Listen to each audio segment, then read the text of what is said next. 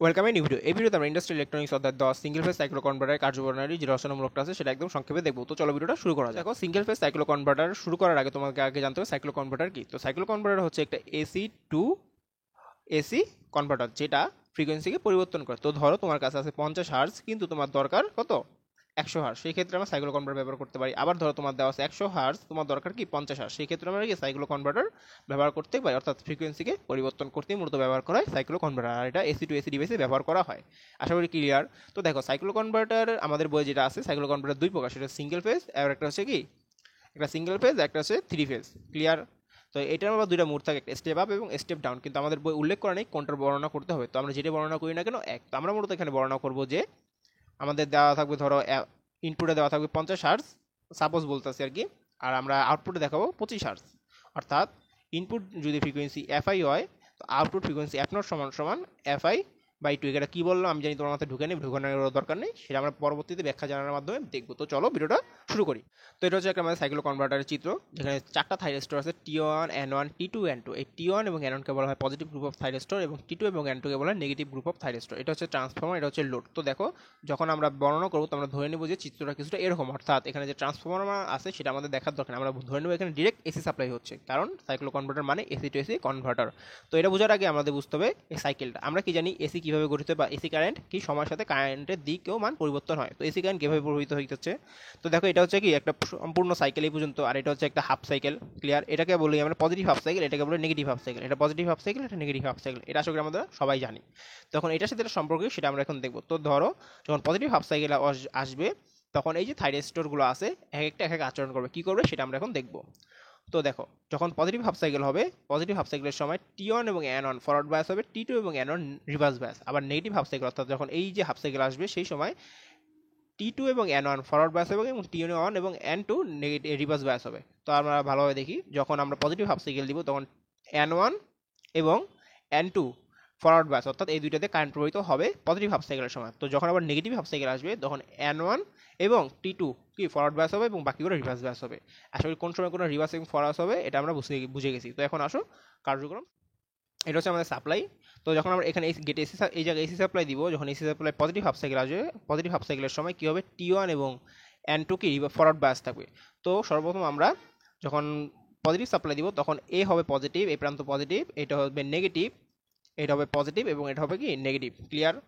তো দেখো, আমরা এখন কি করবো, পজিটিভ হাফ সাইকেলের সময় আমরা জানি T1 এবং কি N2 ফরওয়ার্ড বায়াস হবে, তো আমরা T1কে কন্ডাকশনে দেবো। তো যখন আমরা পজিটিভ সাইকেল আসবে তখন T1-এ আমরা যখন গেট পালস প্রয়োগ করবো, অর্থাৎ গেটে সাপ্লাই দিব, তখন কারেন্ট এ বিন্দু হতে T1-এর মধ্যে দিয়ে ইন্ডাক্টর হয়ে লোডের মধ্যে দিয়ে প্রবাহিত হবে, সি বিন্দুতে চলে আসবে। তো লোডের এটা হচ্ছে পজিটিভ প্রান্ত, এটা নেগেটিভ প্রান্ত। তো দেখো, যেহেতু লোডের মধ্যে দিয়ে প্রবাহিত হবে, তো এখানে আমরা যে আউটপুট ভোল্টেজ পাবো, লোডে যে আউটপুট ভোল্টেজ পাবো যখন T1 কন্ডাকশনে যাবে তখন সেটা হবে কি পজিটিভ। ক্লিয়ার। পুরোটা ভিডিওটা দেখলে আশা করি আর ভালোভাবে বুঝতে পারবে। তো যখন পজিটিভ হাফ সাইকেলে কি আমরা এটা পেয়ে গেলাম। তো আসো এখন নেগেটিভ হাফ সাইকেল। তো পজিটিভ হাফ সাইকেল কি পেলাম, পজিটিভ হাফ সাইকেলের সমান এ প্লাস সি মাইনাস, এটা প্লাস বি হবে কি মাইনাস। তো সেই সময় T1 কন্ডাকশনে যাবে। এখন পজিটিভ হাফ সাইকেল কাজ, পজিটিভ হাফ সাইকেল সবার ক্লিয়ার। এখন আসো নেগেটিভ হাফ সাইকেল। এটা হচ্ছে কি নেগেটিভ হাফ সাইকেল। তো নেগেটিভ হাফ সাইকেল যখন আসবে তখন অটোমেটিক কি সবগুলো প্রান্তের পোলারিটি চেঞ্জ হয়ে যাবে। তো এটা হবে মাইনাস, এটা হবে প্লাস, এটা ছিল প্লাস হয়ে গেল মাইনাস, এটা ছিল মাইনাস, এটা হবে প্লাস। তো এটা কেন, এটা হয় ন্যাচারাল কম্পিটিশনের কারণে। কারণ কম্পিটিশনকে যখন একটা থাইরেস্টর অন করা হয় তখন অফ করার জন্য যদি সেটার উপরে আমরা ফোর্স প্রয়োগ করি তাহলে সেটা হচ্ছে ফোর্স কম্পিটিশন, আর এটা হচ্ছে ন্যাচারাল কম্পিটিশন। কারণ যখনই পজিটিভ হাফ সাইকেল থেকে নেগেটিভ হাফ সাইকেল আসলে এই যে নেগেটিভ, তখন অটোমেটিক এটা সবগুলো পোলারিটি চেঞ্জ হয়ে গেছে, আমাদের আলাদা কোনো ফোর্স প্রয়োগ করতে হয়নি, তাই এটাকে বলে ন্যাচারাল কম্পিটিশন। তো দেখো, যখন ন্যাচারাল কম্পিটিশনের পোলারিটি চেঞ্জ হয়ে যাবে তখন আমরা কি জানি নেগেটিভ হাফ সাইকেলে কি হয়, নেগেটিভ হাফ সাইকেলের সময় N1 এবং T2 কন্ডাকশনে যায়। তো যেহেতু আমরা আগেরবার এ বিন্দু থেকে সাপ্লাই শুরু করতে, এবার আমরা বি বিন্দুতে শুরু করি। তো এটা হচ্ছে প্লাস, তো এখান থেকে কারেন্ট প্রবাহিত হবে, T1-এর মধ্যে দিয়ে যাবে, যার পর ইন্ডাক্টর হয়ে আবার লোডের মধ্যে দিয়ে সি বিন্দুতে চলে আসবে। তো দেখো এইবারও এটা পজিটিভ, এটা নেগেটিভ। তো অর্থাৎ লোডের কি আউটপুট ভোল্টেজ আমরা কি পাবো পজিটিভ, কারণ পজিটিভতে ঢুকতেছে। তো এই ক্ষেত্রে আমরা কি পেলাম, আউটপুট ভোল্টেজ পজিটিভ।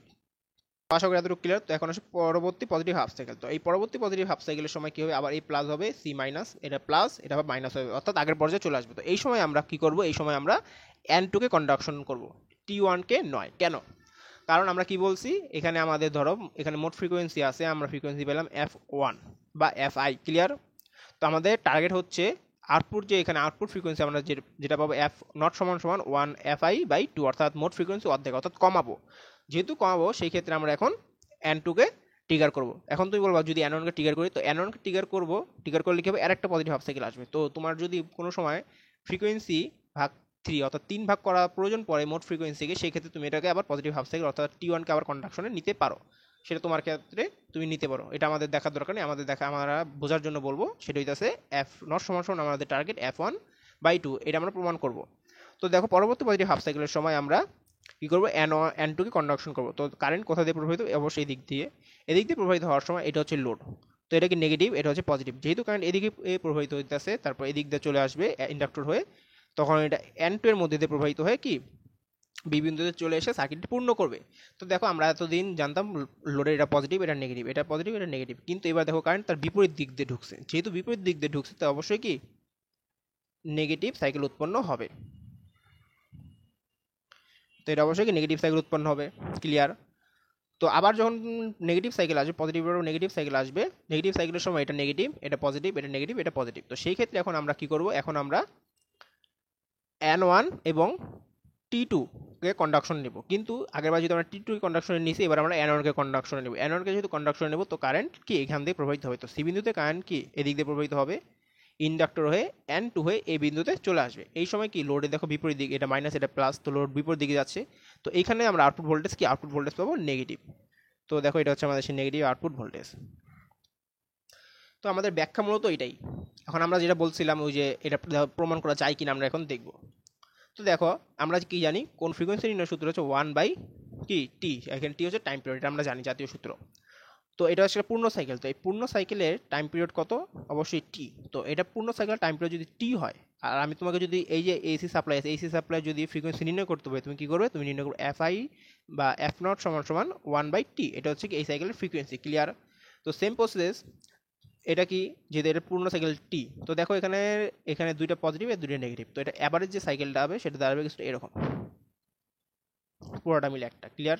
এই যে পুরোটা, এটাকে বলা হয় average output voltage. Average output voltage হচ্ছে এইটা। তো এখন আর এই যে পজিটিভ নেগেটিভ হিসাব করে আমাদের কি লাভ নাই। তো অ্যাভারেজ আউটপুট ভোল্টেজ ওইটা ছিল, এটা একটা পূর্ণ সাইকেল। তো এটা যেহেতু টি হয়, এইটার সাপেক্ষে, তো ধরো এটা কি হবে, এটা হবে একটা টি, আবার এই নেগেটিভ সাইকেল হবে একটা টি, অর্থাৎ এই পুরোটা যদি আমি হিসাব করি তবে 2T। তো এই যে আউটপুট ভোল্টেজের যদি ফ্রিকোয়েন্সি নির্ণয় করতে বলি, তাহলে এটা ফ্রিকোয়েন্সি হবে এফ নট সমান সমান 1/2T। ক্লিয়ার? 1/2T। তো দেখো এখন কি হয়, তো এফ নট সমান সমান আমি যদি পাই 1/2T, তো এটা আমি লিখতে পারি 1/2 ইন্টু 1/T, আর 1/T সমান সমান আমরা কি জানি, 1/T সমান সমান জানি FI। তো 1/2 into FI equal to FI/2। আমাদের যে কাঙ্ক্ষিত মান ছিল আউটপুট ফ্রিকোয়েন্সি অর্ধেক করা, সেটা আমরা কি কীভাবে হলো দেখলাম। তো এটা আমি একটা শর্টকাট দিয়ে রাখি, এটা তোমরা স্ক্রিনশট মেরে রাখো, তোমাদের ব্যাখ্যা বা কার্যক্রমে লিখতে সুবিধা হবে। তো দেখেন কি ঘটছে, তো যখন পজিটিভ হাফ সাইকেলের সময় A positive, C negative, B negative, তখন T1 কন্ডাকশনে যায়, তখন কারেন্ট T1 ইন্ডাক্টর লোড হয়ে সিয়ে যায়, সে সময় কি পজিটিভ হাফ সাইকেল তৈরি হয়। আবার যখন নেগেটিভ হাফ সাইকেলে আসে, তখন এ নেগেটিভ, বি পজিটিভ, তখন T2 কন্ডাকশনে যায়, এই যে T2 কন্ডাকশনে যায়, তখন কারেন্ট কোথা থেকে প্রবাহিত, বি বিন্দু থেকে। তো বি থেকে T2 L লোড, এই সময় কি পজিটিভ হাফ সাইকেল তৈরি হয়। তো সেম প্রসেস, এটা নেগেটিভ। তো এটা স্ক্রিনশট মেরে রাখো, তারপরে ব্যাখ্যা আশা করি তোমরা লিখতে পারবে, এটা লিখে দেওয়ার দরকার নেই। আর তারপর তোমরা যদি না পারো, সেক্ষেত্রে বইয়ে চলে যাবে, বই 1-2বার পড়লে তোমরা লিখতে পারবে। আর এই রচনামূলকটা নিয়ে সেভাবে মাথা ঘামানোর দরকার নেই, এটা সেভাবে পরীক্ষায় আসেন, এটা জাস্ট ব্যাখ্যা হিসেবে নিয়ে যাবে। আর এই কার্যক্রম লেখার সময় এত সব সমীকরণ লেখার কোনো দরকার নেই, কারেন্ট কোন দিকে যাচ্ছে, কোন সময় কোন থাইরয়েড চালু হচ্ছে বা বদ্ধ হচ্ছে, এটা লিখতে পারলেই হবে। আর ওই অনুযায়ী তোমরা কার্যক্রমটা লিখবে, আর না পারলে অবশ্যই বই থেকে একবার দেখে নাও। তো দেখা হচ্ছে পরবর্তী কোনো ভিডিওতে। ধন্যবাদ।